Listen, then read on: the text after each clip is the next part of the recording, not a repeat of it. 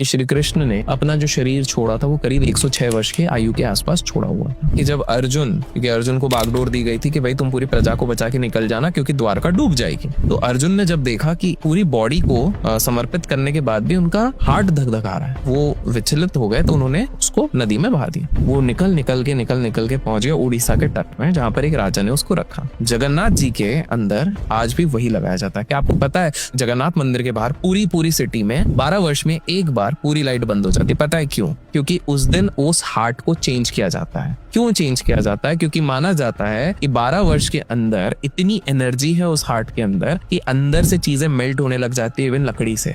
और जिन पंडित लोगों ने उसको टच किया तो बोले धकधकाते हुए जैसा दिखता है। तो माता सीता क्यों देनी पड़ी उनको अग्नि परीक्षा? तो पहले भाई समझो, जब एक आम धोबी वाले ने भी अगर कहा कि भाई हमें बिलीव नहीं है, इनको अग्नि परीक्षा देनी पड़ेगी, जैसे ही श्री राम ने कहा कि चलो जो भी हो सीता तुम अब जाओ, क्रोध में बोला, तो लक्ष्मण जी बड़े विचलित हो गए। बोले अरे यार कैसे हो सकता है, आप कैसे हस्बैंड हो? उनने पलट के ऐसे जैसे बोलना शुरू किया, तो राम जी ने ऐसा किया। और भाइयों के बीच में वो जो कनेक्शन होता है, नॉन वर्बल कम्युनिकेशन, उतने में लक्ष्मण जी समझ गए, अच्छा भैया इज प्लेइंग अ लीला। सीता जी उनको भी पता था, गारंटी था वापस आ जाएंगी, वो गई। और जब वो जा रही है तो पूरी प्रजा बात करिए, नहीं यार वो इतना कर रही है, मतलब शी इज राइट। एक बार में पूरी प्रजा की कन्विक्शन जीत ली, तो वो राजा बन रहे हैं, वो प्रजा को बिलीफ के साथ रखना चाहते थे। भोलेनाथ जी की सबसे बढ़िया बात थी जो लोगों को सीखना चाहिए, उन्होंने पार्वती जी के अलावा किसी और स्त्री को उस नजर से आज तक नहीं देखा। जब हम डमरू बोलते हैं, शिव जी डमरू बजाते हैं, डमरू किसके लिए बजाया जाता है? बंदर के लिए। वो हमारे मन के लिए। हमारा मन एक बंदर की तरह है, उछलता रहता है इधर से उधर, इधर से उधर, इधर से उधर।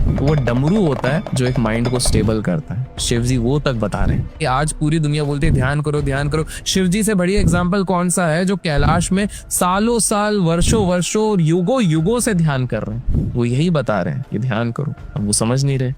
अर्जुन की जो मेंशनिंग है वेद व्यास जी के महाभारत में, पहले जब वो महाभारत लड़ रहे थे, हम लोग काफी यंग दिखाते हैं, वो महाभारत में करीब 60s-70s के थे। और अगर हम भीष्म पितामह की बात करें तो वो अबव 100 थे उस समय पे, लेकिन वो सब पे भारी पड़ रहे थे। अब आप बोलोगे कि भाई इतने पावरफुल कैसे हो रहे हैं? भीष्म पितामह ने आजीवन शादी न करने की प्रतिज्ञा ली थी, तो टेक्निकली उन्होंने लिया था ब्रह्मचार्य, न मदिरा का सेवन, क्लीन ऑक्सीजन जो आजकल नहीं मिल रहा है, clean water, dense nutritional food, proper exercise every day, रोज बैटल की प्रैक्टिस।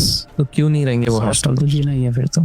आज भी नरसिंह भगवान वहां पर साक्षात विराजमान है। जब आप आंध्र प्रदेश जाते हैं, यहाँ एक और जगह है अहोबिलम, जब आप इधर ट्रैक करके जाते हैं, आप जब ऊपर देखते हैं तो आपको एक ध्वज लहराता हुआ दिखता है। बताइए ये ध्वज पता है कहाँ पे लहरा रहा है? ये वही स्तंभ है जिससे नरसिंह भगवान निकले थे। वहीं पर एक मंदिर है जहाँ नरसिंह भगवान की एक बहुत ही मिस्टिकल चीज होती है। आप मंदिर जा सकते हैं, प्रभु के दर्शन साल में सिर्फ एक बार होते हैं। क्यों? क्योंकि नरसिंह भगवान का तेज इतना है, एनर्जी इतनी है कि आम इंसान उसको सह नहीं पाएगा। इसी मंदिर में पंडित लोगों ने खुद ने किया है, वो मूर्ति टफ नहीं है, बहुत फीबल है। उसको जब आप टच करते हो तो आपकी उंगली भी अंदर जाती है और थोड़ी उंगली अंदर चले जाती है तो रेड कलर का फ्लूइड निकलता है, ऐसा माना जाता है। आज भी नरसिंह भगवान वहां पर साक्षात विराजमान है।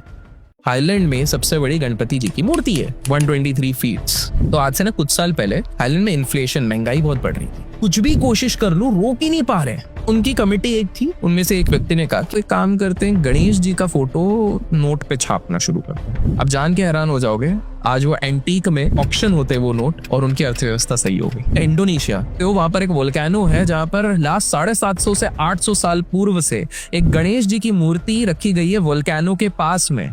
वो इसलिए रखी गई है क्योंकि वहां के लोकल्स का मानना है कि यही हमें बचाते हैं। वो एक्टिव वोल्केनो आज तक नहीं फटा है बिकॉज गणपति जी वहां पर विराज है। कुछ लोग बोलते हैं राम सेतु ब्रिज नहीं बना है। नासा ने खुद ने जब सैटेलाइट के इमेज डाले और उसने बताया कि भैया एक ह्यूमन मेड ब्रिज है जो पानी के नीचे ढक गया है इंडिया से श्रीलंका के बीच में, और उसकी डेट सीधे निकल रही है रामायण की। ये क्या था? राम सेतु ब्रिज ही था। रामेश्वरम में जाएंगे आज भी आपको ऐसा पत्थर मिलेगा जो पानी के ऊपर तैर रहा है। अब साइंटिस्ट लोग बोलेंगे अरे वोल्केनिक इरप्शन के बाद जो एक हैलो स्टोन बन जाएगा तो वैक्यूम के साथ साथ वो फ्लोट करने लग जाएगा पानी में। ऐसा रामेश्वरम के पास कौन सा वोल्केनो है? अब बताइए, नहीं है।